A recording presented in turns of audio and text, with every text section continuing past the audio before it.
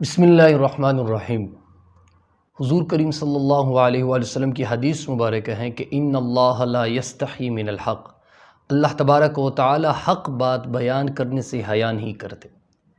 اور غسل کی کچھ ایسے مسائل ہیں جو بظاہر حیا کے خلاف ہے، لیکن اگر ہم علم میں سیکھنے اور سکھانے میں حیا کریں گے تو ہم پھر ساری زندگی جو حلا میں شامل ہوں گے۔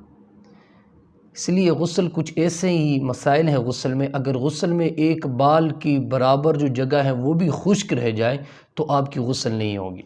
تو اس لیے اس مسئلے کو سمجھنا بہت ضروری ہے۔ غسل کب فرض ہوتی ہے؟ غسل جو ہے اس کی دو قسم ہے، ایک نوعی حقیقی ہے اور ایک نوعی حکمی ہے۔ نوعی حقیقی اس طرح اگر مرد اور عورت سے شہوت کے ساتھ منی نکل جائے تو پھر اس پر غسل کرنا فرض ہے۔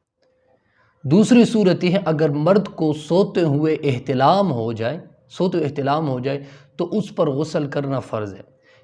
یہ مسئلہ ہے جو یہ دوسری ہے، یہ سوتے ہوئے احتلام ہونا، یہ عورتوں کو بہت کم پیش آتی ہے، یہ اکثر مردوں کو پیش آتی ہیں۔ اس وجہ سے اگر مرد کو سوتے ہوئے احتلام ہو جائے تو اس پہ غسل کرنا فرض ہے۔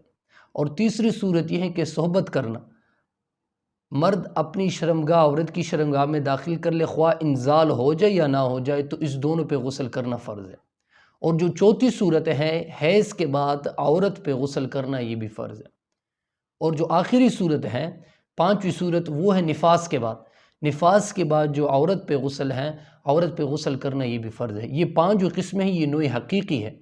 اور جو دوسری نوع ہے وہ نوع حکمی ہے۔ وہ اس طرح اگر مرد کو سونے سے بیدار ہو جائے اور کپڑوں پر منی یا مزی دیکھے، لیکن اس کو یاد نہیں ہے کہ مجھے احتلام ہوا ہے یا نہیں ہے، اس کو یہ یاد نہیں ہے، لیکن کپڑوں پر وہ منی یا مزی دیکھ رہا ہے، تو پھر فقہا لکھتے کہ وہ احتیاطاً ہی وہ بندہ غسل کرے۔